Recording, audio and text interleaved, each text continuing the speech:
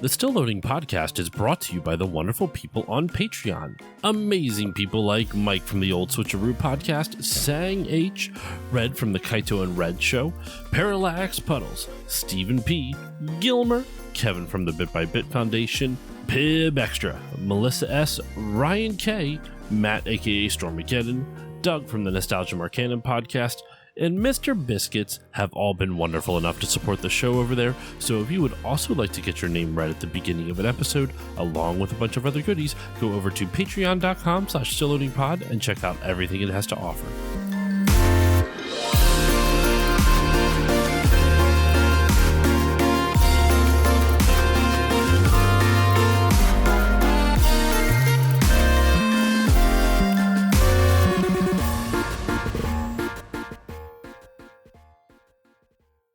On this episode of Still Loading, grab some blankets and some tea. We're getting cozy.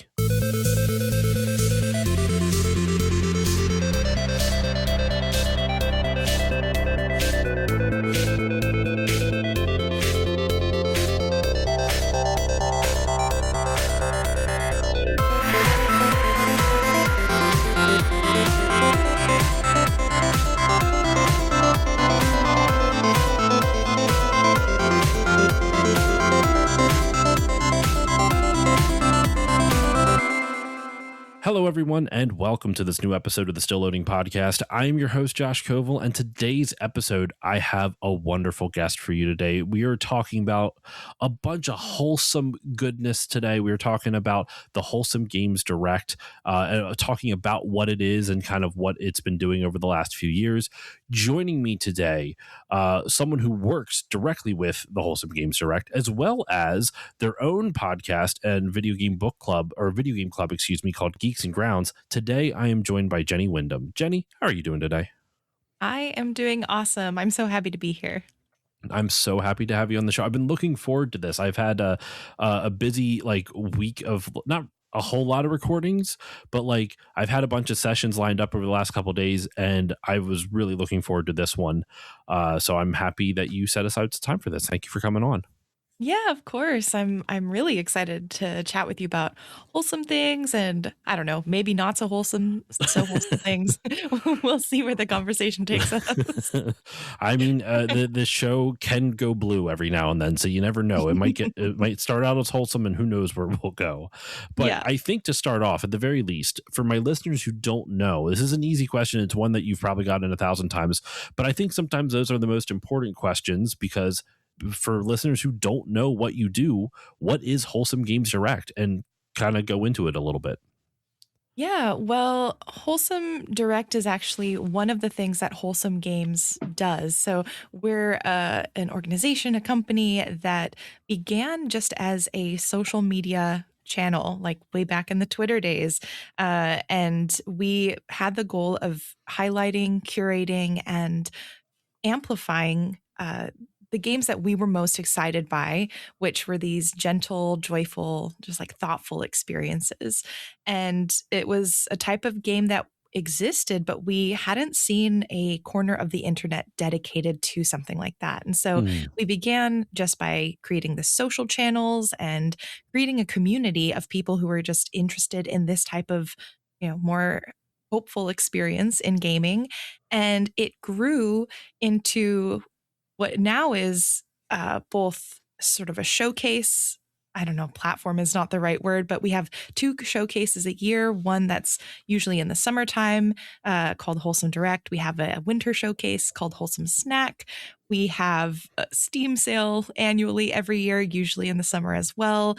And we also publish games now. So we've grown from this curatorial social media channel into something a lot more. And we still have that same goal, though, of at every level we can, in any way we can, we want to make sure that these types of experiences are celebrated and that people both feel welcome to join gaming as a hobby and that people find games that they are most excited by. So that's Wholesome Games. I love that. I admittedly, like, the stuff that is in Wholesome Games isn't always up my alley, but I'm Mhm. like, I love watching the I'm not always able to watch all of it because once again, it was we were talking off my parent, schedule's a little bit crazy, Yeah. but I love that there is this platform for it because games are more than just your like what is it? More than just violent games. There's I had a guest on a year ago or so. I think James Batchelor is his name, and he had Mm, an account for a non-violent video game a day. Like he would post a yeah. non-violent video game every single day. And now you say it on your website. It's not necessarily that Wholesome Games aren't necessarily non-violent directly on your website. If it's taking down a fascist government, that's wholesome. Mhm.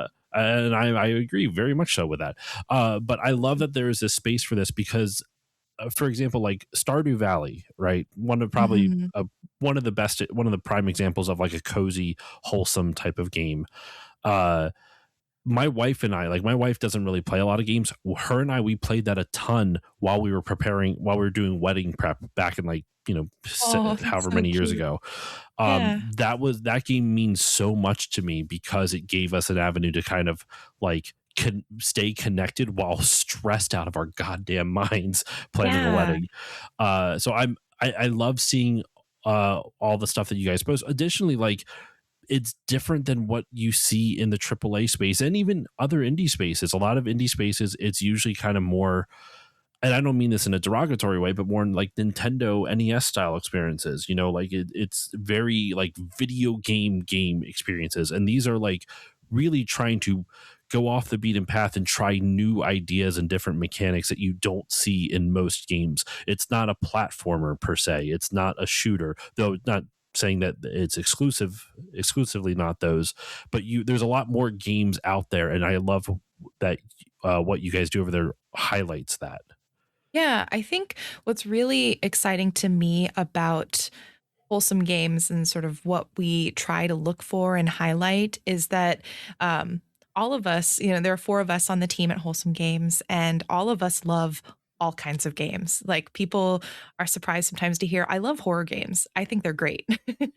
Mm, I love action games. I don't mind going in and hacking and slashing in games, but I think what's really exciting about focusing in and honing in on this sort of wholesome slash cozy games, whatever people are wanting to call this type of experience, is that it's creating more nuance in the types of stories and the types of ways yeah. that we play. And like one example that I give a lot is, we see first person shooters and the first person camera, and we often think about it as like shooting with guns, but in many wholesome and cozy games, that first person camera can be used to be first person shooter, as in like a camera. You're shooting pictures of Yeah. things. And so it's reimagining a lot of the verbs that we've taken for granted in games and putting them into different contexts. And I think it's exciting to see them be more unexpected. Like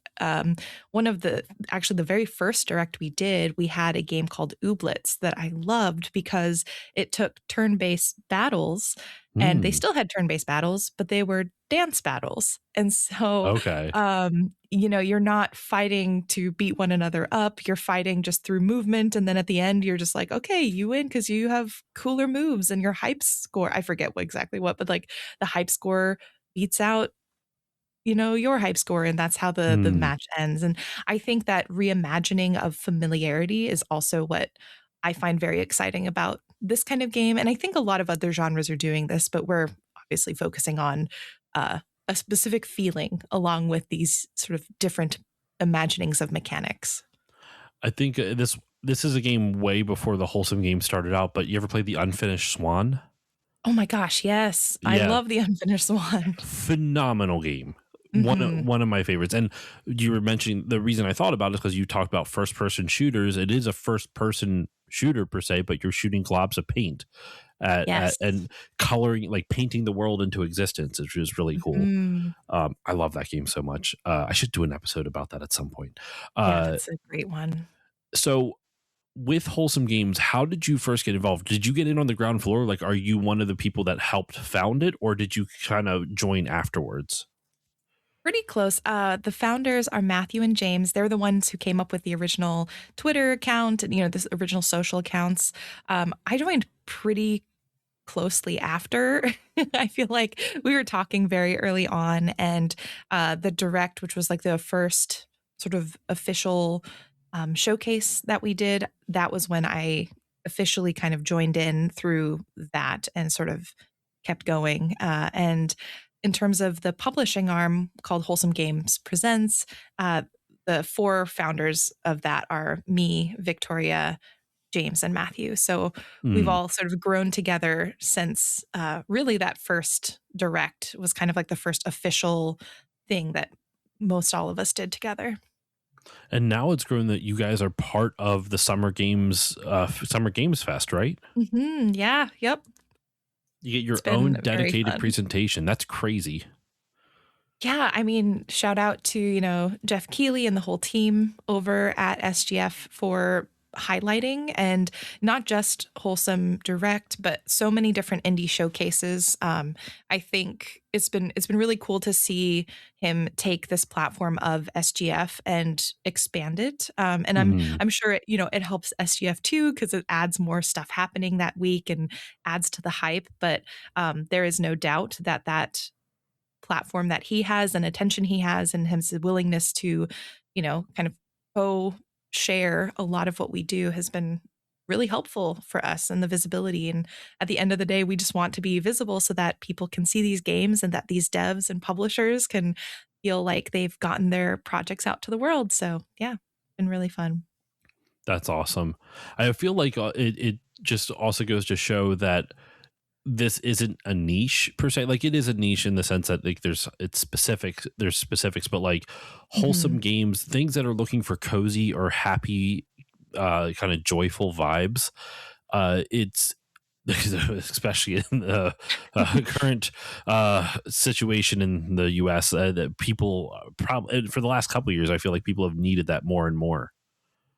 Yeah, I agree. I think a lot of people are looking for something more joyful, more happy. There is that degree to which people are playing games to escape the real world. Like any kind of game is a form of escapism. I think what's especially nice about wholesome and cozy games is that the escapism is often of like a more ideal world rather than escaping into another dystopic fantasy, which I love a good dystopic fantasy. Hmm. But sometimes, especially now, I think when a lot of people, like identities are being attacked, for you're being attacked for who you are. And Hmm. uh, I think what's really resonated with me is seeing people in a lot of these games being able to create their characters and create not just these idyllic lives, but create themselves within these idyllic lives. And so yeah, I think it can be really powerful, and we often can underestimate what joy does. Like I think I fall into this trap as well, where it's like everything feels doom and gloom, and you want to be present and aware of it, and you just kind of get really sad or frustrated Yeah. all of the time. And I think there are some really beautiful games out there that not only allow for some critique of these systems, but also do bring joy. And I think there are a lot of wholesome and cozy games that do that in addition to providing that escapism. Yeah, 100%. And like, it almost reminds me a little bit of like, remember, I've never read it, but it's that one of the oldest books ever, Utopia, like where everything was absolutely perfect or whatever. Hmm. It kind like, I'm not saying the games are going for a utopia vibe, but it's very much so like the world is one thing and we want to see an idealized version of it. And especially with, you mentioned like, post-apocalyptic games are fun. Sometimes they hit a little too close to home. I still think of like Last of Us Part Yeah. 2, which came out right at the time of a pandemic, little Mm, on the nose. I recently beat Horizon Forbidden West, and with all the environmental stuff that's happening in our world, then yeah. that whole game is all about that. Like, I love that game to pieces. Forbidden West was one of my favorite games I've played this year. Right. Um, I finally played it for the first time. Uh, it, but like sometimes you just need that escape. So I totally get it.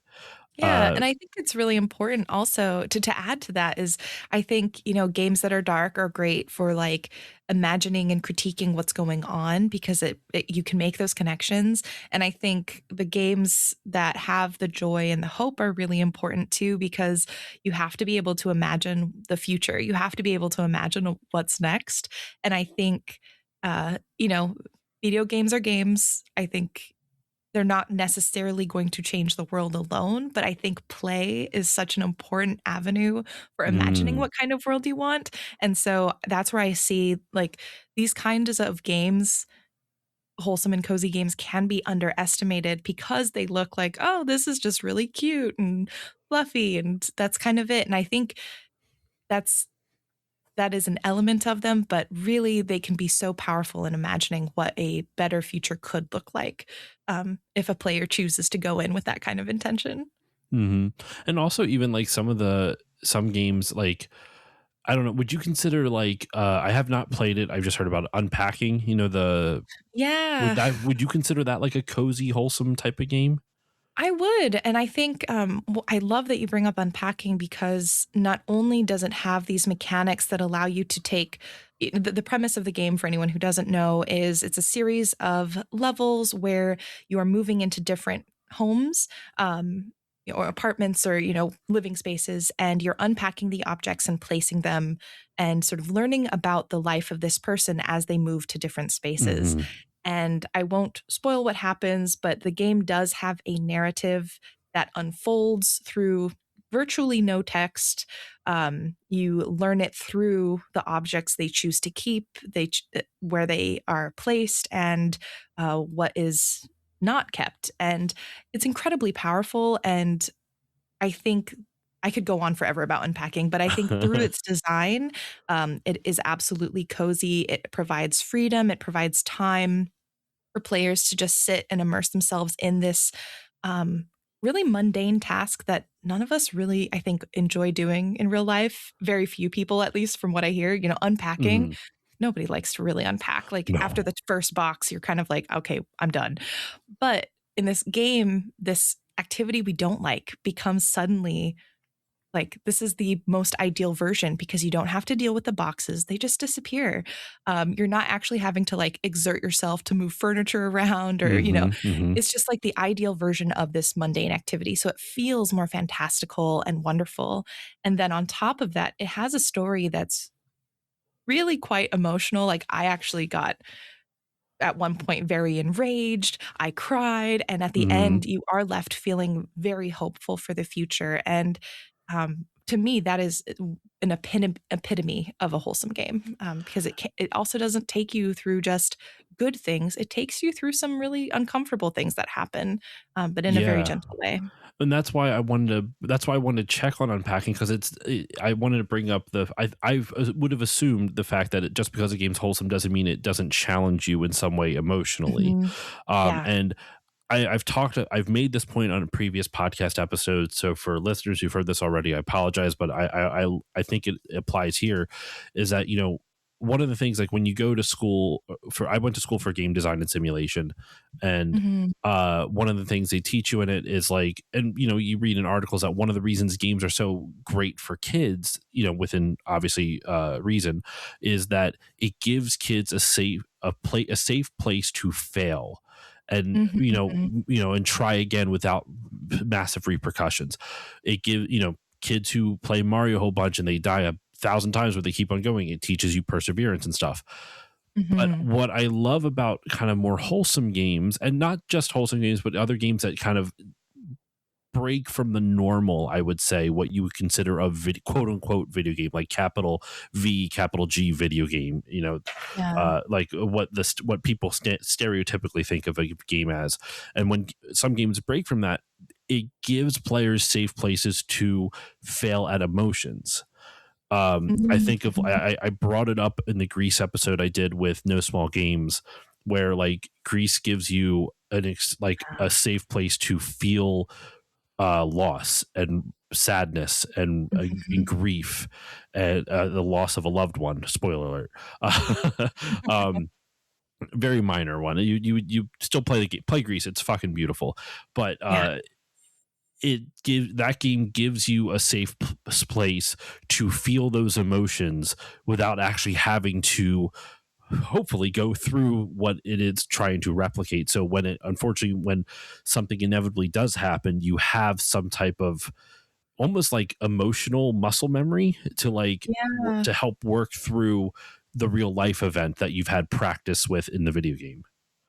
Yeah, really love the way the muscle memory and sort of like emotional practice is such a great I love that concept so much because I think it does help build emotional intelligence, especially again, it's about how players come to any game that they're Hmm. engaging with. But I think if players are coming into any game thoughtfully and really investing themselves like in good faith in the stories that the games are presenting, you do build that kind of empathy and emotional endurance and awareness of how like the human experience Hmm. just is, which is really it's just so incredible, and that's why I love games so much because I think, I cry when I watch movies or read books, and I feel feelings, but there is something just so much more impactful when you have that controller in your hand and you are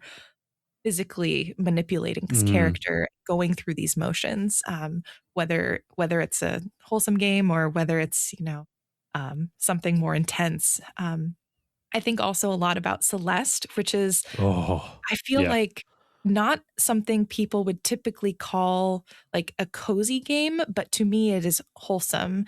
I think, it is a precision platformer. It is a very difficult and challenging game Yeah. to play. But the story of that game is probably one of the most beautiful stories in all games. And what I love that the team did is they have so many accessibility options that you can create the experience where it feels, however you want to approach this game, you can make it happen. And so for me, that's probably an example of like maybe an unconventionally wholesome title because Hmm. I think it does some incredible things that are in alignment with like wholesome games in general, but maybe mechanically doesn't initially seem like it would be something that wholesome or cozy gamers would be into.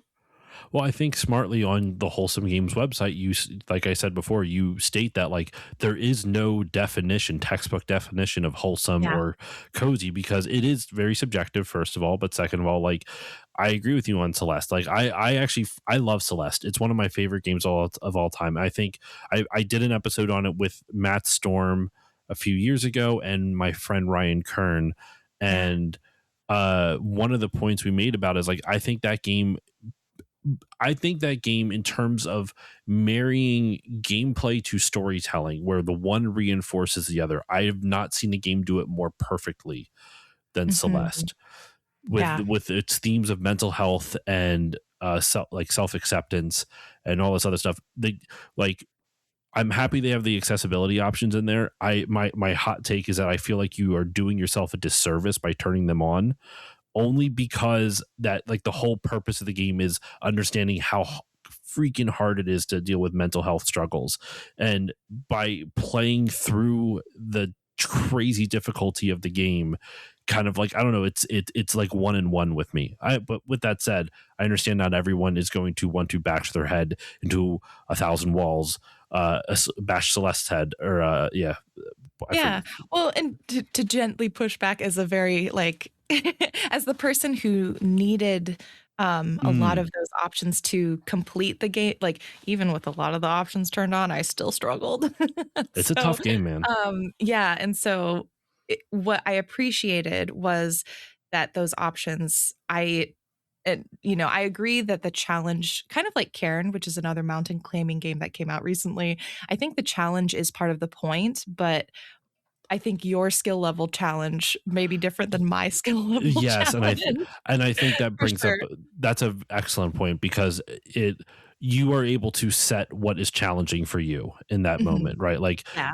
Like you said yourself, like you turned on the accessibility options and it was still challenging. But that's the point. As long as it's challenging, I should say, regardless of how many of the accessibility options are on and off, if you felt the challenge, you got the intended effect of the Mm. way, I guess, what the game's trying to go for. I don't know. Would you agree with that? I know this is a side Yeah. tangent. I apologize. No, no, I think it's a great one because, yeah, I think, everyone should be able to play however they want. I agree though that Celeste is a game where the challenge is part of like feeling a little bit of that frustration is part of the theming of the story. And so I would Hmm. agree that like for me, especially when I played, I turned on accessibility options till I hit like I actually had to play with the toggles a little bit because Mm. like the first few levels I was like, "Oh, I don't think I need it." And then things got challenging. And It so ramps up real goddamn yeah, fast. so throughout the gameplay, I actually adjusted based on like, "Oh,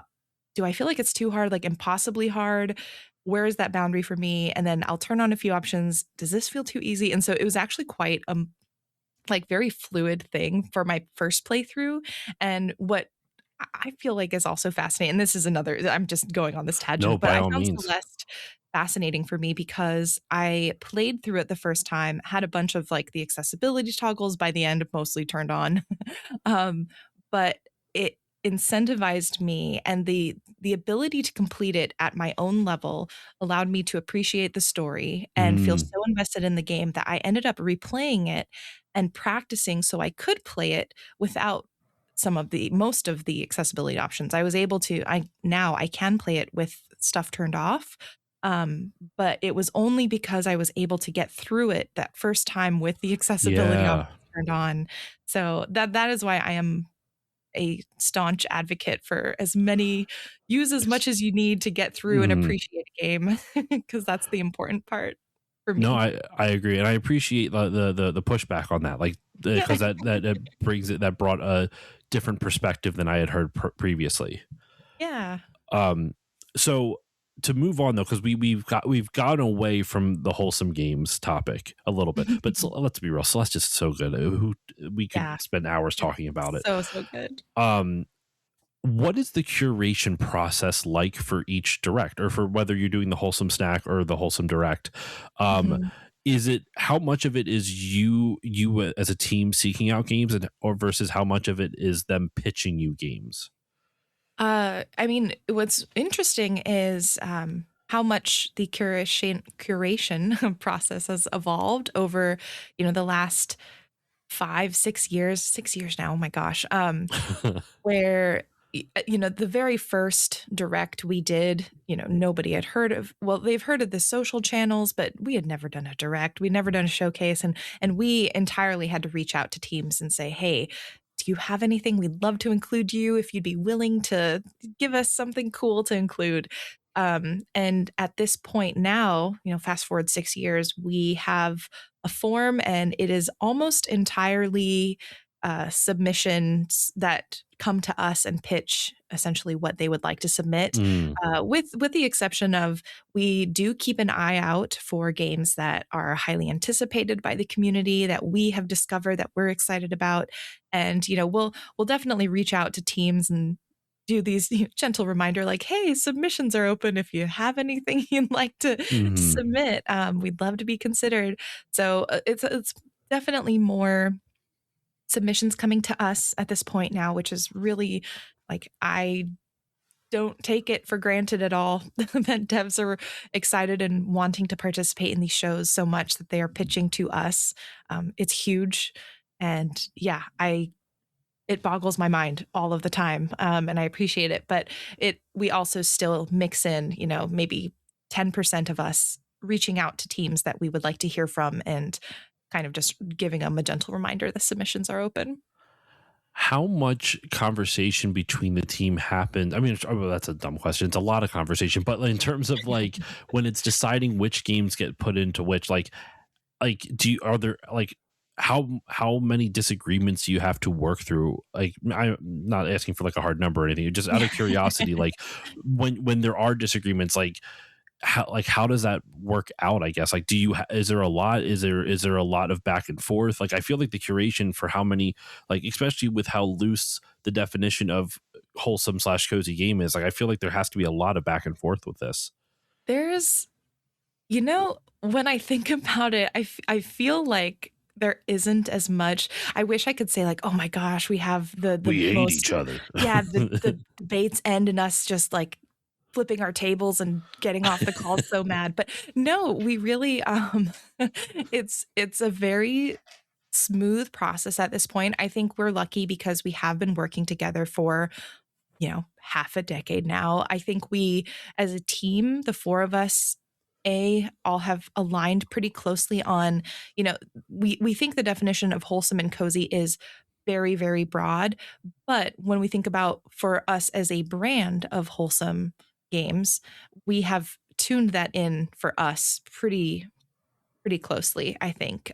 Mm, Every year, I do think there are well, here, let me rewind. We do have a system where there's sort of a first round where relatively relatively easy to, I guess, for the lack of a better word, cut. It sounds so mean, but easy to sort of cut games are taken out in sort of the first wave. It's often games that are maybe they don't have an announcement that's sort of a good fit. They don't have the materials that are ready at a point where we feel like it's going to do well in the showcase. Because mm, we are trying to think of the devs as well, where if like they just need a little more time to cook before something gets announced, we think about things like that.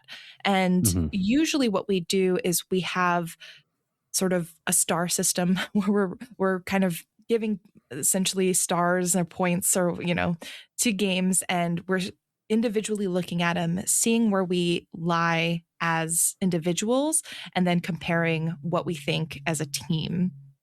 And through that, it's kind of surprising how very close we are in a lot of our calls that we make even before we start having the debates. There are usually games though that are in that middle category where a lot of it turns into sort of a more gut instinct, personal sort of there is an element of advocating and mhm. debating between, some of those middle ground games that are like right on the line.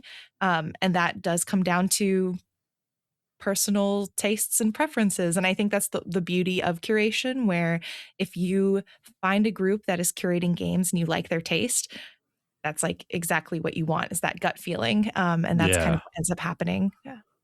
Yeah. that makes sense. That makes sense. Mhm. So I guess for you, because you can't speak for the whole team, but for you personally, like from your perspective, what do you Mhm. look for in wholesome games or wholesome/cozy games?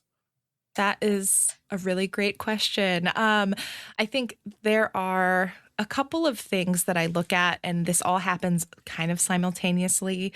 There is like a quality bar, and I don't know how else to put it, but there has to be, at least for the showcase specifically. But even as an individual, I think what we have, at least as a team, sort of trained ourselves to look at these games and understand, like, will this read well or show well in a showcase format where people are looking at games and at most they have a minute to look at this gameplay and get an impression. Um, for me personally, I guess the more intangible things besides like the announcement, what kind of an announcement do you have? Or, generally, is this game wholesome in the sense that it's hopeful, joyful, or like somehow delightful, bringing those Hmm. happy emotions. Um, I want to be able to identify this game. Like if I had a lineup of key art or a lineup of gameplay footage, I want to be able to tell some of these games apart. Yeah. And if I can't tell a game apart, or if I click on it and it immediately sort of feels like I have seen it before, or I just kind of forget about it immediately because it feels just too familiar and they haven't done something to stand out or be distinct. That for me is like really tough. And so I am looking for something distinct that has a clear both visual identity as well as I don't want to say narrative because not every game has like a super narrative focus, but I need to know Hmm. what it's trying to say. And usually within the submissions, we have some sort of screenshots or video that we can look at. And we usually have a game description or a statement from the team that describes the game. And between those two, I can usually tell relatively quickly, like at least if it's in sort of the top half of games or not for me. Um, on top of that, I think, and this is a hard one, I have to feel some sort of like heart or soul Hmm. looking at the game. And that is such an this is all very intangible. And this is, I Yeah, think, where the art that's the of hardest part curation. about it. Yeah, it's where the art of curation comes in because there's the science part where you're looking at, okay, like what genres is it? How does that balance against the other genres in the show? The mechanics, okay, like there are things that you can kind of data collect about and measure, but I think I am looking for the games that immediately make me want to know more, that have something that pulls me towards them, and it is really hard to define that. So, Yeah. yeah. Oh man. I feel like that's the difference between like what you guys do, and like I think even to an extent not every content creator like this, but like content creators that do, I'll shout out a mutual friend like Dave Jackson. He does this where Yeah. when you talk about games, when you really need to think about why you like or dislike something, and I Mhm. think that is a huge element, obviously, of curation. But like you have to be able to understand that, because otherwise you I mean, you see the people who don't know why they dislike or like something. Those are usually the grifters who are like mad about, I don't know, fucking Aloy has a face that's slightly different than the last time and they Mhm. don't like it. They're whining about stuff.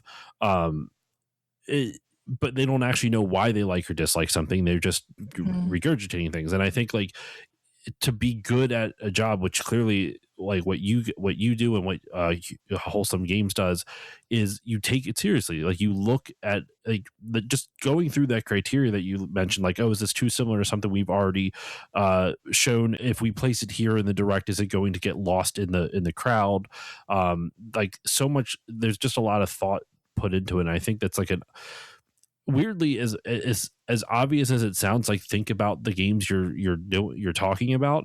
I think that's something that not enough people do in the content creation sphere. It's just kind of, there's like, oh, I like this game and that's about it, and there's no further analysis as to why. So you reminded me of so context for listeners. Before we recorded, we talked about how I used to be a teacher, Hmm. and there's a concept in, or I don't know if it's in other industries or fields, but at least in teaching, I was taught about a concept called metacognition, which is it's basically thinking about thinking, or your ability to think about how you are thinking, which is How very you like process information. yeah, how you process information, how you look at patterns, and use that, at least in the field of education, it's thinking about thinking to help influence your own learning. Hmm. And I think you talking about this process of curation has made me think about how it is sort of at least a tangent of metacognition, where I think what we have done, at least with Wholesome Games, is we have spent a lot of time thinking about the question of like what is wholesome, what is a wholesome game, and I think part of also what we do when we curate, to kind of go back a question and a half Hmm. or so, No, go is for it. um I talked a little bit about what some of the definition of wholesome is to us, but I think one thing we do every showcase is also try to think about ways that this definition continues to evolve. And we do curate also to try and like gently push on those boundaries of what people might assume wholesome or cozy could mean. And wholesome in particular, because I feel like I do try to differentiate it in this case from cozy. But like we have had games that maybe are not initially wholesome to people when they are looking, or maybe they don't feel wholesome, but we think they're going to like push that boundary. I think Verdant, I'm remembering correctly, is one that we had where it's not out yet, but I don't think. No, it's not. But it's a apocalyptic world, and Mm. you're building camps, and there's an element of sort of survival crafting, I think, from the trailer. And this game, when you look at it, doesn't necessarily scream wholesome, but talking to the team, looking at the themes, we felt it did. And so we include it in last year's direct. And so for us, a lot of the curation isn't just let's give people what they think is wholesome. It's okay, how can we include what's familiar, but also, again, push on those boundaries a little bit and expand these definitions and continuously think about what it means because the definition of wholesome continues to evolve, even to us every year as we do the show. You know what? And that leads me to another question. I was going to save towards the. I have kind of two halves to this interview, but this is a question I was going to save towards the end, but I think it fits in better here. Mhm. This is a little bit still kind of more on that philosophical side. Can a game be too cute or too wholesome? And what I mean by that, it's not like, how can I put this? Almost like cuteness and wholesomeness where it's almost insincere. I think of Mhm. like the closest example I can think of, like too wholesome, not cute, but too wholesome, is like Leave It to Beaver type of stuff. You know, like golly gee willikers, Mister. You know, like the Mm. really kind of hokey, corny, that kind of thing. I can't think of a game that specifically falls into that. But have you, in over the course of the curation process over the last 5-6 years of doing this, have you ever experienced a game that could be too cute or too wholesome, or do you think it's even possible? I think it's definitely possible. I think a lot about how this is going to be take out my capitalism soapbox for a second. Let me stand on that. No, We I love joke, but capitalism. It's great. It solves all. I'm sorry. I know. I think you said insincere, or insincerity, and I think that is something that I have seen, and to that end, games can get, kind of too cutesy or too sort of almost saccharine, where I almost Yeah, wouldn't even call them wholesome because they just feel very insincere cynical, is just, yeah, cynical in their wholesomeness. yeah, and I think, in the cases where I have felt that, I feel like most often these have come from companies who have seen this niche take off. They have seen more of, an unmined audience waiting Yes. with their dollars, and, to that effect, they will put in things that are uh, cutesy, cozy, wholesome in name or in visual aesthetic, but not actually follow through on the values or, again, like that heart and soul I was talking about. You Hmm. don't see the values align with what they're presenting visually or maybe mechanically. And that's where that discrepancy happens. And I feel like I know I have talked to players and content creators and just people who you can kind of clock it very quickly. I think Yeah. it's one of those things where you see it, you can kind of feel it. And yeah, I think it's really it's a pro because that means we're doing something that capitalism thinks is worth co-opting and utilizing to make money. But it is frustrating because it is what happens when like, I think it maybe feels a bit like big of me to say it's a movement, but I do think it's a movement in games. I think it is something that has been created, not entirely counterculture, but I think it has emerged as a reaction to a lot of things that have happened in the gaming industry, both culturally, but also mechanically within design. And I Hmm. think seeing that, of course, again, capitalism will come and try and take advantage of that. And so for me, that's the instance where I see again these insincere games that take on the skin of coziness, but are actually not at all. Sorry, the reason I was laughing wasn't at the point you were making. It was Yeah. capitalism will come sounds like a band name again. A little off the There mic we go. joke from If before. anyone, yeah, if anyone wants to take it, I request, small royalty for the name, if it ever happens. But what the couple of things you said, it perfect segues into the two other questions slash topics I want to bring up. Then, one, in terms of kind of, I would assume the games that you've received that have that instancy are very like, we can extract dollars out of this. It's very like, capitalistic as opposed to earnest. Um, would you say they're kind of along the lines of like what the stereotype of a cozy game is? Because from my perspective, tell me if you agree or disagree with this. I guess this is kind of like a two-pronged thing. I guess the stereotype of a cozy game is a farming sim. I feel like that is like whenever you see cozy, wholesome games, it's some type of farming sim with cutesy animals. So my first question is, do you agree with that? Do you feel like that's kind of like the stereotype for people who don't actually play wholesome or cozy games? And then two, were those insincere games a lot of farm sims? I would say that's probably one of the most stereotyped sort of perception of cozy and wholesome games is definitely the farming sim with, cutesy animals. I think Animal Crossing definitely, Yeah.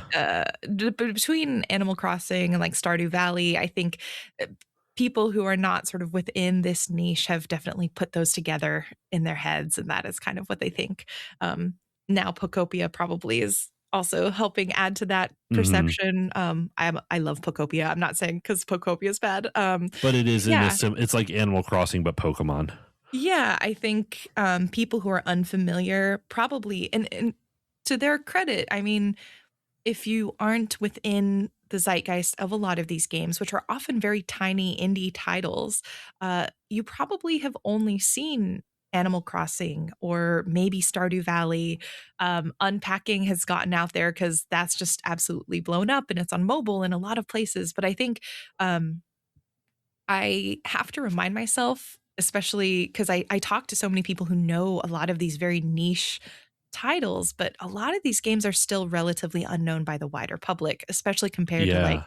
a Final Fantasy or um, Minecraft. I don't know. Hmm. So, which honestly, some people probably look at Minecraft and think, oh, maybe that's a cozy game, which I think potentially it could be. I actually don't play a lot of Minecraft, but It could um, be. It could be. There's a yeah, little bit of there's stress with elements. creepers showing up and Yeah. blowing up your house, but like it, the peaceful music's pretty nice. But sorry, go on. Yeah, so I think, to that respect, yes, I do think there are, stereotypes that people have of these kind of games, and again, that's partially what we try to do when we curate is every year try to make sure there aren't, while we do have a lot of farming sims often, we also make sure and we do try to balance out and make sure other types of mechanics and stories are represented, because this is wider than simply farming sims, and we want to make sure that that's represented. Could you remind me of the second part of your It was were question? those insincere games that were pitched to you farming sims, kind of the cash grab type of things. I really can't think of any specific ones that had been pitched to us directly or brought to us. And I want to make clear also, like I joke about capitalism, but also we do want to make money. Like indie devs should make money and they should pursue paying Yeah, bills, yeah, yeah. and doing all of that. It, So it's just to be it clear, it's just um, you don't believe in money being the end all be all. Like you have it on your yeah, website too. Like you have mission statements about specifically, like politics and mhm. NFTs and AI. Like there's I feel like capitalism now. This is a little bit on my soapbox. Is money is earning without morals? Is money without morals? Uh, Mm, and you like your company clearly has morals, ones that I align with. So like that's another reason I wanted to highlight it. But like it, I think there is that clear distinction where you shouldn't feel bad about making money. It's just right. matters how you're doing it. Are you hurting other people to do so? That's Yes. yeah. I would say like for me, for example, there are games that use generative AI and chat GPT and LLMs that have storylines that like talk about saving the planet. And to me, that is A little so ironic. yeah, the dissonance and disconnect there Yeah. for me is an example of that adoption where it does like it just doesn't really make sense. And that for me feels very insincere and I would say that's probably like an example of that insincerity, which again wasn't directly pitched to us, but just as someone who plays a lot of these games, Yeah. most all of them, I see that and I do find it personally frustrating and a little disheartening because I do believe in this type of like, I believe in this kind of game so much, and I believe it has so much to offer, and it does get like, I a lot of these titles have huge budgets behind them, and it makes me sad because they get a lot more visibility simply because of that versus maybe Mhm. some of these smaller indie games. But Yeah, and I something that you brought up before. I mentioned before we talked about like the stereotypes of the genre, which is one of the mm, reasons I also wanted to have you on is to kind of for myself to dispel some of the stereotypes because like I said I'm not in this ecosystem. I'm not in this mm, zeitgeist, and I plan on watching the Wholesome Games Direct once again. Parenting responsibilities, assuming I can do that.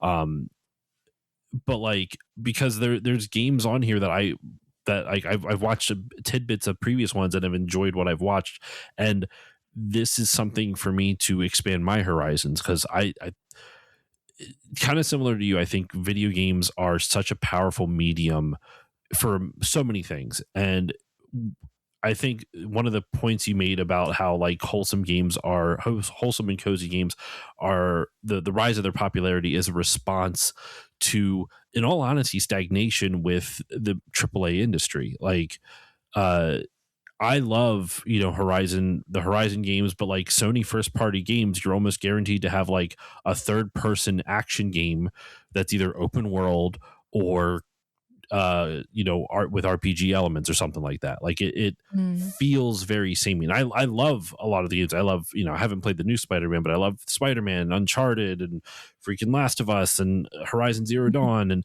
all this other stuff. Like I love those games, but in terms of the AAA space, you're getting a lot of either games like that or you're getting Soulsborne likes, right? Like mm. there's a lot of stagnation in terms of the types of games you're getting. So seeing such a wide curation within a specific vibe. I don't even would you call it a genre or a vibe? I don't know how else to describe it. It's tough. I, I go back and forth, to be very honest, because it's an aesthetic genre, I there would we go. say. That's a But better way to put it. yeah, it's like because I don't know. I am not a horror expert. So for anyone listening who is like an expert in horror games, please just take that into account. But I feel like horror is kind of a similar type of thing where horror is almost more of an aesthetic than because it's not a mechanic. There are That's elements of horror that's that are true. like jump scares, but you can have horror games that are, first person. You can have horror games that have no, just running, no attacking at all and different perspectives. You have survival horror. And Hmm. so I feel like similar to horror, um, you have wholesome games is kind of like the opposite side of that coin where you can have any mechanics and so in that sense mechanical genres but aesthetically they all have very similar like emotional moods. I don't know, Yeah. that's kind of what I equate it to, but No, I think that that's a perfect analogy because yeah, horror has so many different genres and like gameplay mechanics, but it all falls under the genre of horror because it's going for a feeling.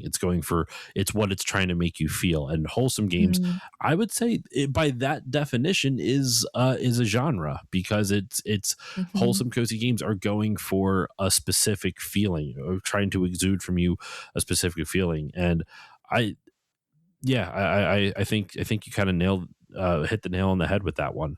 Um, and what I was going to ask too, in kind of regards to the surgence, not resurgence, but like the rise of wholesome and cozy games. Uh, since starting the directs, what impacts on the games industry have you seen? Like since Wholesome Games Direct has started doing their showcase for the last couple of years, what impacts on the games industry have you seen? oh my gosh, I think, oh, that's a really great question. It's a very big question. I feel like in terms of games and game design, I think there are always people who are designing for moments of pause or reflection or details like cooking. But I think what's been very interesting is seeing how that is so like incredibly pervasive across any kind of game. Like I feel like a lot of games didn't necessarily have cooking in them. Now I feel like so many games have a cooking element. Um, Mm. while it was popularized by the channel Can You Pet the Dog, I think it is tangentially wholesome. Like that concept of Can You Pet the Dog is just a wholesome concept. So while not Yeah. wholesome games, I think it's kind of incredible to see the ways that wholesome actions like petting a dog or petting a cat or whatever animal you have in your game, um, that's kind of a thing you have to have. And it's almost like you kind of anticipate a social post for every game, like where if there's an animal, you probably have a post or a gift of the character petting it. Yeah. So I think mechanically it's been interesting or I guess in terms of design, it's been interesting to see developers look at these games and I think however consciously or subconsciously um, take on a lot of the lessons and design choices that games that are more wholesome are choosing to do, which is often allowing to take more time, creating magical moments out of mundane actions. And I think in some respects, maybe like more options for accessibility and also character creation choices, because I think that is a huge component of wholesome games is like being able to, again, I mentioned earlier, create yourself. And that means having a wide representation of skin tones, a ton of Hmm. hair options with all different kinds of textures, things like that. Um, I think in the industry, it's been very interesting seeing. I think we came about and we were maybe one of the first indie sort of showcases that happened, especially as a response to the pandemic. There were already showcases beforehand, like the Mix, like shout out to the Mix and the team there, because they honestly were probably maybe one of the first like regular indie game showcases. But I think we were one of the first prominent sort of niche aesthetic showcases. And it was interesting to see, I think, partially as a response to what we did, other similar types of like niche aesthetic or geographic showcases start to pop up as well. Um, I'm not saying like, again, not saying we're the reason showcase popped up, but I think in us saying we want a space for this kind of experience, it opened up the possibilities for more people to consider, hey, we can also create our own table with our own experiences that we want to highlight and showcase Hmm. them there. And so I think there was an opening of the doors in that respect. Um, yeah, that's a really good Yeah. question to think about. Honestly, I haven't necessarily thought about it in that way. Well, that means I'm doing my job by asking questions that, that you might not get as often. Um, so I have one kind of question left about the wholesome games portion, and then I actually have a couple questions on for your like your personal gaming history and stuff like that, if that's okay. Yeah, of course. Because I always like for my listeners to also get to know my guests, not just know what they're on the show to talk about, but to get to know them a little bit more as well.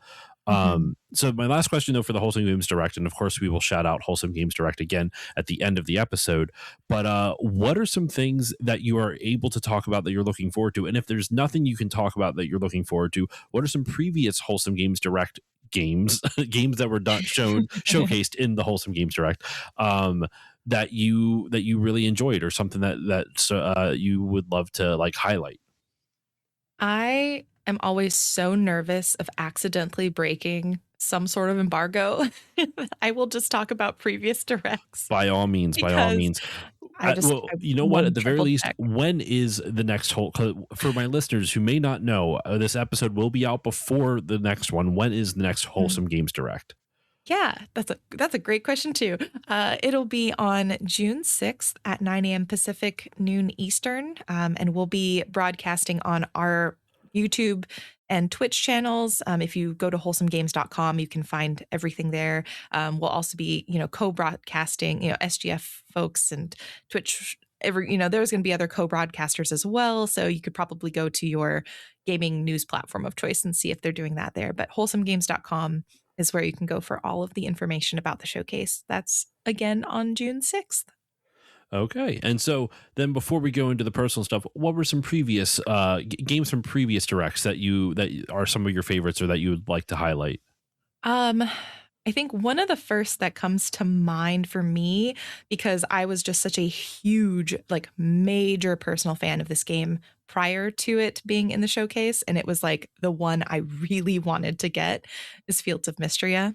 And they were Hmm. our one more thing in the showcase that they were in. Fields of Mystria, for folks who may not have seen it, it is a farming sim. So I hate to do it, but got to do it. It's a farming sim, and I think it's genuinely one of the best farming sims out there. Just full stop. The art is beautiful. It looks like a 90s anime, and they Ooh. have taken essentially all of the things that at least I loved about farming sims, especially Harvest Moon, Back to Nature, Harvest Moon 64, like some of the earliest farming sims of our times. Hmm. They've taken that and their love for that and their love for games like Stardew Valley and really created something that feels very much like people who love this genre made this game. You can just tell. And the quality of life decisions that they've made, just it's outstanding. And I think it's probably the farming sim I would recommend people go to if they've never played a farming sim before, along with maybe Wildflowers, which does just an extra shout out because Wildflowers is a great approachable farming sim because it's very light on the farming elements. But yeah, Fields of Mystery, I think, is maybe one of my personal sort of favorite moments of a direct simply because I was such a huge fan. I always love to shout out Venba simply because Oh, I bought that Venba's game. I have yet to play it yet. I've been Venba, right? That's what you're. beautiful. Yeah. Oh Yeah, my I've gosh. heard such good things about it. It was actually on my docket to cover at some point, but I didn't have a guest for it. So, yeah, keep. Oh my gosh. Yeah, Honestly, I call may me. reach out to you. I would love to talk about Venba. I've played it so many times. Like I really have lost track of how many times I played it. It's a beautiful game. It's a story about an immigrant family, specifically the mother, and what life is like as they have moved to Canada. And it's told through these recipes that she's making for her family. And it's just a stunning game. And that one holds a special place in my heart because I think it was also one of the first games where after we posted about it, we talked about it in the showcase. Um, and they reached out to us saying like how it really made a difference in starting sort of the visibility of their work and really allowing them to like reach the audience that they were hoping to reach. And I've like always held that in my heart because that's like Yeah, exactly what we hope for, is if we can help developers reach the people who will love their game. That's like all I could ever ask. So for me, those are two standouts that I always go back to when I think about some of my favorites. that's awesome. I love that. I might reach out to you sooner than later about Venba because I Yeah. think I got it, either I bought it or I got it for free on Epic Games. I don't remember anymore. I have it on my PC though. I know I own it. I just have to get around to installing it and playing it. So I will let you know. Yeah. Transitioning over though to kind of like the last section of the show here, I don't have a whole lot of questions left, but just some, like I was saying before, just some questions about kind of you as a person. Mhm. Don't worry, nothing hard hitting, not like what are your Right. hopes and dreams and your deepest darkest fears, none of that type of shit. What's a But crime you've committed? um what you mentioned it actually off mic a little bit, how like your partner kind of watched you get into games over time. So I wanted to ask, like, what Mhm. is your personal gaming journey like? Was it something that you got into later in life, or was it something that you kind of always had? It's interesting because it's something I always had. My brother and I grew up playing games together. That was actually one of the bonding things we would do is Mm, play Super Nintendo, and then when we got to N64, we play N64 together. So I grew up playing games. I love especially turn-based RPGs and really Harvest Moon. Those were sort of my bread and butter as a kid. hmm.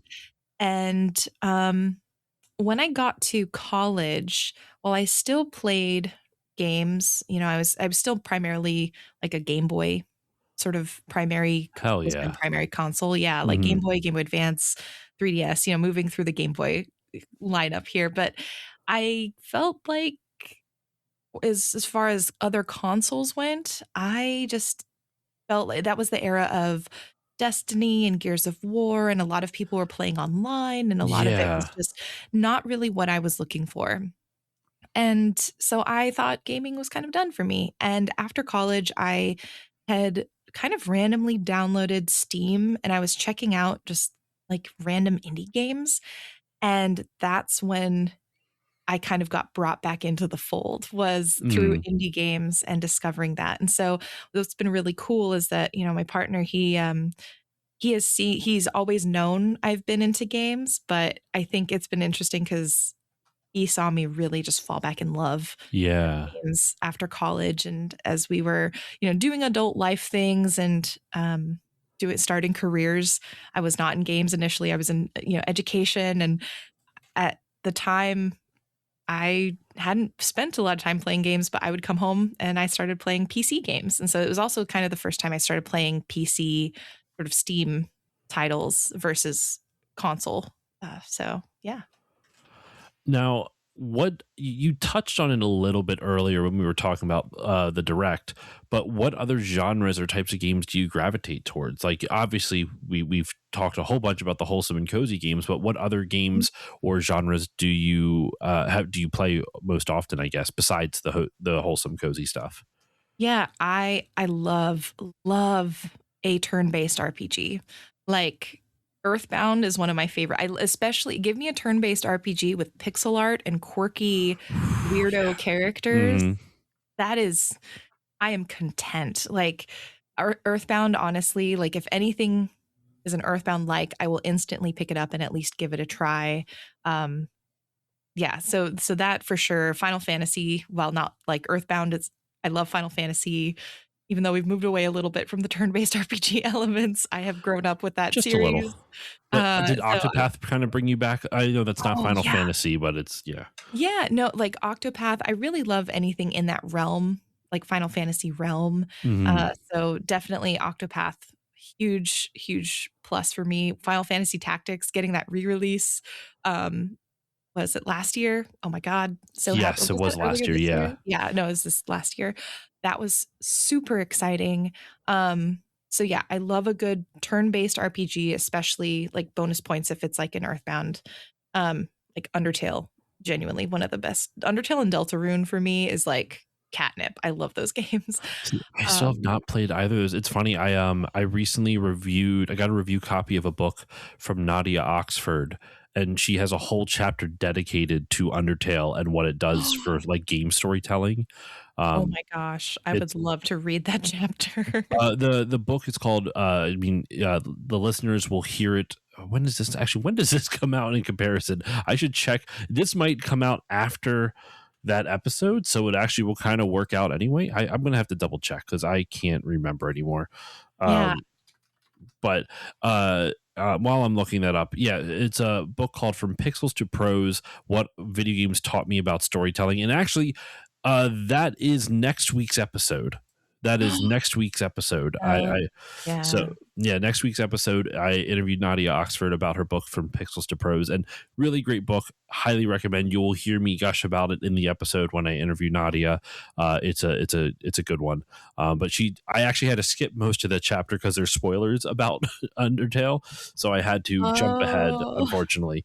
But still, really good book, worth reading. But anyway, sorry, I continue. am I no, I need to. am pre-ordering it as we speak because I love reading about games as well as playing them. So yeah, super excited for this. Yeah, so turn-based games, quirky pixel art, love that. I love a deductive game. So Mm, thinking like like Professor Layton type of stuff. Professor Layton.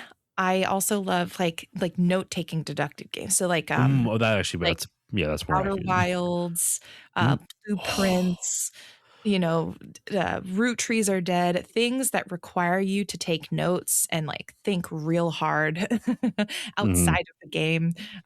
Those kind of experiences just bring me so much joy because I love taking notes. So it's just a combination of two things, which is probably a really nerdy thing to say, but I love being able to look back on notes that I take for a game and sort of relive the mental experience of going through it. And I then That's not nerdy at all. I mean, I used to do that for my podcast. I would write down all my like whether it was for interviews or for game cover, like when I was talking about specific games, I would write my thoughts down on a notepad. I still have all the notepads. yeah. Now I do it on all on Google Docs just because it's a little bit easier. But like, Mhm. and I don't have to worry about forgetting it somewhere. But it I can understand. I can relate to that very much. So I will periodically look back and see my notes about, like, especially it's even funnier out of context because I do episodes with my buddy Dexter Morrow where we rewatch old video game cartoons and just pick them Mhm. apart, and some of the stuff out of context just makes no sense anymore because it Yeah. was like 3 years ago, and there's Yeah. weird shit in those shows. Oh my gosh. No, it's so true. Like, I love looking at and you know that those notes made sense at some point, Yeah. but then looking back, you're like, I don't know what I was on, but this is this makes no sense to anyone ever anymore. But yeah, I love a note-taking game. And I think that the third like major sort of type of game that I love that maybe people wouldn't necessarily expect is horror game. It's a very specific type of horror game. I do not like I don't really like the high action horror games. I love more of the psychological, Mm. slow burn, narrative focused horror games than anything else. So, uh, although I've been my range has been expanding. I've started playing like, Resident Evil, which is a bit more action oriented. So like survival horror I can get into now, but I do love a horror game. You are braver than I. I am a scaredy boy, as my listeners know, and I don't do horror. I get too scared way too easily. I hope to be brave enough one day to actually get around to doing it, but we'll see. Um, so my last question for you before I kind of do go into wrap up questions, and it's a little bit of a, like, you could tie this into like part of Wholesome Games, I guess, as well. I Mhm. I saw I I saw on your YouTube channel that you used to teach dance and choreography. Mhm. I watched a couple of the videos. I showed my wife it. She thought it was really cool, and I was wondering, has your work in dance taught you any lessons for working in the games industry? My gosh, I have never been asked that question. That's really cool. It's my work in dance. I feel like well, we haven't talked about sort of my other thing that I do, which is I am a co-owner of a studio called Soft Not Week. We make games. We made a game called Spirit Swap Lo-Fi Beats to Match 3 to. I think what I have learned most through dance is being willing to like freestyle and iterate. So the type of dance I do is mostly hip hop slash street styles. Mm, I do a lot of more like less at this point now, especially I do less choreography and more I train in a style and then I dance like a freestyle. So I don't have like specific moves. I just dance to like what the music moves within my body, yeah. I guess. Mhm. Um, What you feel in your soul. Yeah, which I'm like, I was gonna say that and I was like, "Is that too cheesy?" I don't It's know. cheesy, but like, let's roll Um, with it. Who cares? It's my yeah, show, God damn it. exactly. It can be it's a wholesome episode. We can Yeah. go cheesy. Well, and I think there is a lot to be said about trusting because in freestyle movement for me especially, I have learned to trust my gut and also to understand that like if my body is moving a certain way to not necessarily fight it, but try and like understand why am I being compelled to move a certain way, and then in a lot of ways lean into it and allow things to happen. And I think one of the lessons I've learned, particularly when I was doing production for Spirit Swap, is, and I think a little bit with all of my work in the industry in the different places I've been, is games working in games is really hard.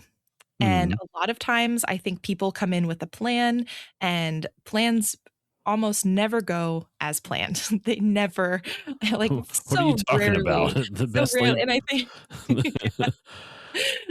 and so I think, I think this is relatable to people in any sort of field, but especially in games, I feel like people will come in and say like, "Oh, here's the scope of our project, and here is our project timeline, and we're gonna get the game done in 1 year, and it's gonna be great." And inside, I'm like, "No, no, no, no. That's probably not going to happen. Hmm. And being able to trust your gut, being able to be flexible and understand like where the momentum is leading you is a really important just life skill. So I would say that is probably what I have brought from dance into trying to do in games. I like it. I like that makes sense. That makes sense to me. Um, all right. So to wrap up this episode, one final question before we send it over to plugs and all that good stuff. Uh, Famously to the listeners of my show, my wife Courtney is not into any of the things I am into, and to end all my interview episodes, I have a segment here called "Questions from Courtney." Da da da da da da da da da. Questions from Courtney. Uh, and like I said, she knows nothing about what you do, Jenny, or any of my guests do, which always makes an interesting thing. So I actually have a whole bunch of questions here that she wrote down like a while ago. I've asked this one before. I don't even remember who I asked it to, but I really like this question. If there is a dish at a restaurant that was named after you, what would that dish be? Oh my gosh. If there was a dish at a restaurant named after me, Yeah, what would like the dish if there is be? a Jenny, if Oh someone my orders a gosh. Jenny at like whatever diner or whatever restaurant is a favorite, what would that food or meal be? Okay. So what's really funny is okay, I don't think this is the dish, but this is the first thing that came to my mind. So there is a sort of cafe bodega sandwich shop near my place, and I go there very regularly, like kind of embarrassingly regularly. Mhm. And there's a sandwich there. It's like a turkey, just a basic turkey sandwich, but I specifically like to get it toasted. I like to have a pickle on the side, and I like to have you ever seen this? It's a spicy pepper called Mama Lil's peppers. No, I don't think I have. Okay, they're delicious. If you ever see that at the store and you are okay with a little bit of spice, I do like get them. spicy things. They're great on pizza and salads and sandwiches, and I love having them on the side and, like, eating them with my sandwich.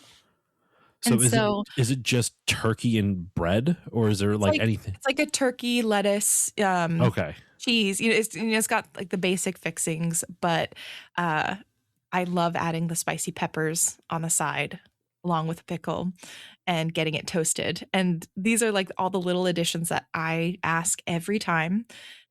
And so it's funny because they don't have it in the system. They have to like manually type it in, but they joke like, "Oh my god, we need to just put this in as like Jenny's sandwich," because I get it the same specifically every time. Hmm. And so that was honestly what I immediately thought of was a toasted turkey sandwich, with lettuce and tomato and cheese and things with the spicy Mama Lil's and a pickle on the side, which is like so unglamorous.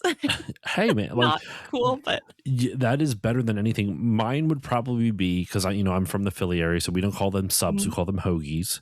That's the mhm. proper term. Goddamn, no. I like my go-to order would be like an Italian hoagie, but that's toasted, whole thing toasted with Mhm. garlic aioli. Oh, As yum. instead of like oil and vinegar, which is what's most you do garlic aioli, lettuce and onion. I'm not a tomato fan, but you can put tomato on it if you want to, and then salt, pepper, and oregano. Like that's my go-to.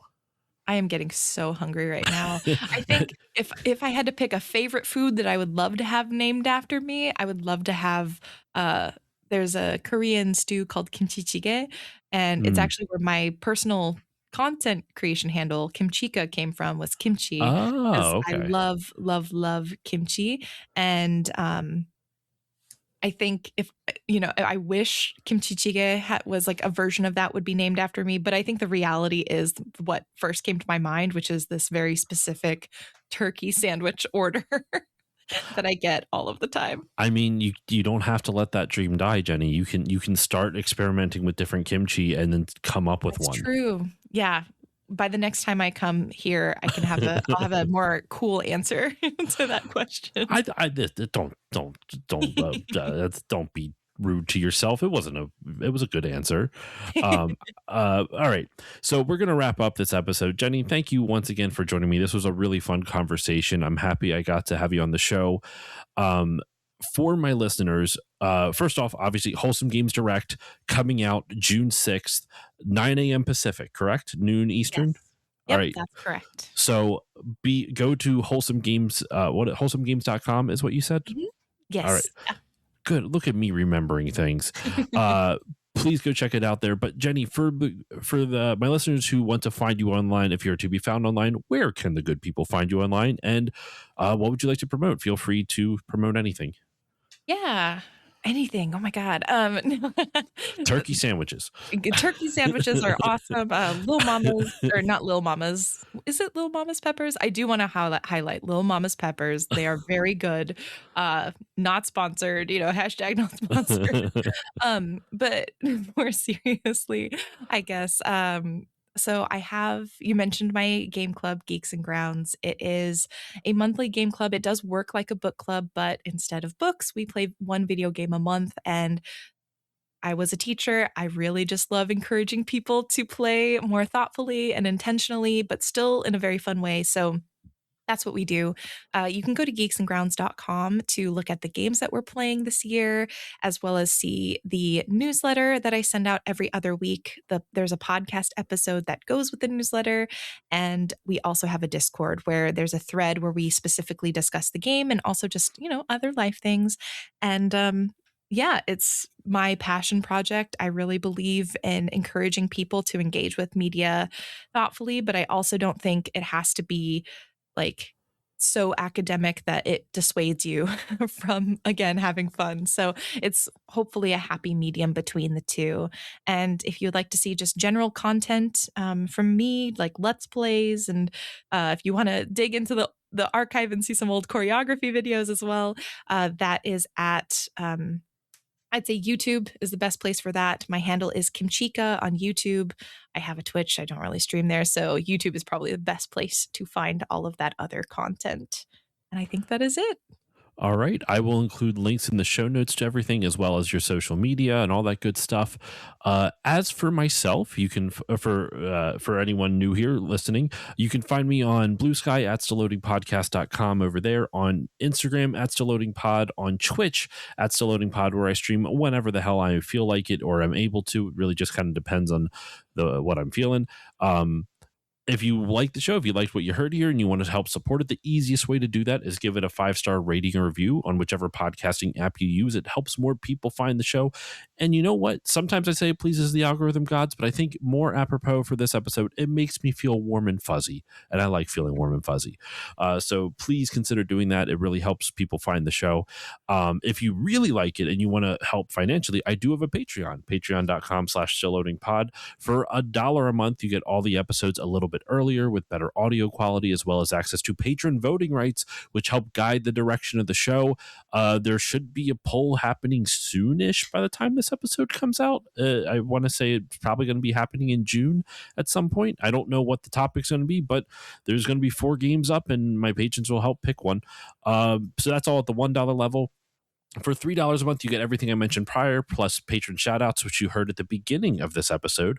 For $4 a month, you get everything I mentioned prior, plus 2 mini bonus episodes every month. And for $5 a month, you get everything, all the previous years, plus access to my monthly movie podcast, which right now changes name depending on topics. But right now, it's called Still Muppeting. It's the only Muppet movie podcast where me and Doug Leaf from the Nostalgia Marcanon podcast play the music, light the lights, and we talk about the Muppets on Still Muppeting tonight. And that is all over there. I believe this is episodes coming out at the end of May. So the most recent episode of that would have been on Muppets Take Manhattan. And then June's episode is on Labyrinth. So be on the lookout for all of that. That's over at patreon.com/stillloadingpod. But that's it. That is all the time I have for you on this episode of Still Loading. Thank you all so much for listening. Jenny, thank you once again for joining me. Thank you so much for having me. This was really fun. Thank you once again for coming on. And with all that said, listeners, I will see you all next time.